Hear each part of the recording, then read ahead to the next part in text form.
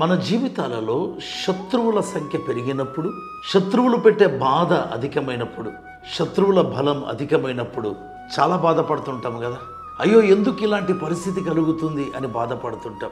కొన్ని సందర్భాలలో అసలు శత్రువులు ఏం చేస్తున్నారో మనకు అర్థం కాదు, వాళ్ళ పన్నాగాలేంటో మనకు అర్థం కాదు. అయితే బైబిల్ ఏమని చెప్తుందంటే, రాజుల 2వ గ్రంథం 19వ అధ్యాయం 27వ వచనంలో శత్రువు యొక్క కదలికలను దేవుడు గమనిస్తున్నట్టుగా మనం చూడగలం. దేవుని యొక్క వాక్యంలో యెషయా ప్రవక్త ద్వారా అష్షూరు రాజును గురించి హిజ్కియా రాజుకు ఒక సందేశం చెప్పి పంపిస్తాడు.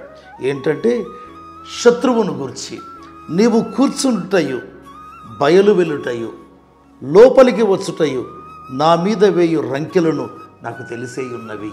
కీర్తన 139:2 ప్రకారం మనము కూర్చోవడం, మనము లేయడం, మనం పడుకోవడం ప్రభుకు తెలుసు అని సంతోషిస్తాం కదా. అవునండి.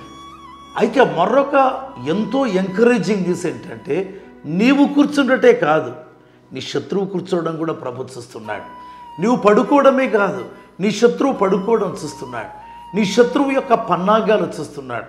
శత్రువు ఏం ఆలోచిస్తున్నాడు దేవుడు చూస్తున్నాడు. అందుకే మన జీవితాల్లో ఏనాడు భయపడకూడదు. ఎందుకంటే శత్రువు యొక్క ప్రతి కదలిక దేవుడు గమనిస్తుంటాడు. ఏ అపాయము నీకు కలగదు.